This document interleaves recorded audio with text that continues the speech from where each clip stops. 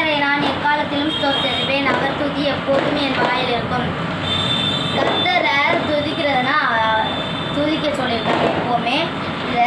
ஆனால் நம்மளால் துதிக்க முடியாது எப்போவுமே. அது ரொம்ப லேசான காரியம் கிடையாது. இதை பற்றின ஒரு சம்பவம் சொல்கிறேன். நான் ஒரு குகையில் வேலை பார்க்குற ஒரு மனுஷன் இருந்தாங்க. அவங்க எந்த சூழ்நிலைனாலும் அல்லேலியா அல்லேலியான்னு சொல்லிக்கிட்டே இருப்பாங்க. இவங்களை பார்த்து இவங்க ஃப்ரெண்ட்ஸ் எல்லாம் கூட இருக்கிறவங்க எல்லாரும் சொல்லுவாங்க, அல்லேலியா காரியம் வரேன் அப்படின்னு சொல்லுவாங்க, கிண்டல் அடிப்பாங்க. இப்படி தான் வேலை பார்த்துக்கிட்டு இருக்கும்போது ஒரு நாளே வேலை பார்த்துக்கிட்டு இருக்கும்போது சாப்பாடு பசியோடு வேலை பார்த்துக்கிட்டு இருக்காங்க. சாப்பாடு சாப்பிட நேரம் வந்துருச்சு. அப்போது அங்கிட்டு நாய் அவங்களோட சாப்பாடை தூக்கிட்டு போயிட்டு எல்லோரும் போகிறாங்க. ஆனால் இவங்க அல்லேலியா அல்லேலியான்னு சொல்கிறாங்க. இவங்கெல்லாம் சொல்கிறாங்க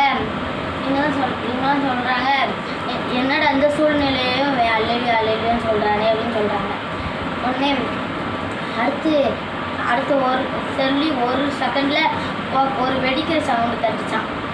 என்னடான்னு பார்த்தா எல்லாரும் அவங்க வெடித்து செதறிட்டாங்க. இந்த ஒருத்தவங்கள தவிர இவங்க ஆராதிக்கிறதுனால தான் இவங்க தப்பிச்சிருக்காங்க. இயேசுவை ஆராதிக்கிறதுனால தான். நீங்களும் நானும் இயேசுவை ஆராதிக்கணும். அவங்க கண்மணி போல் காத்துக்கொள்வாங்க.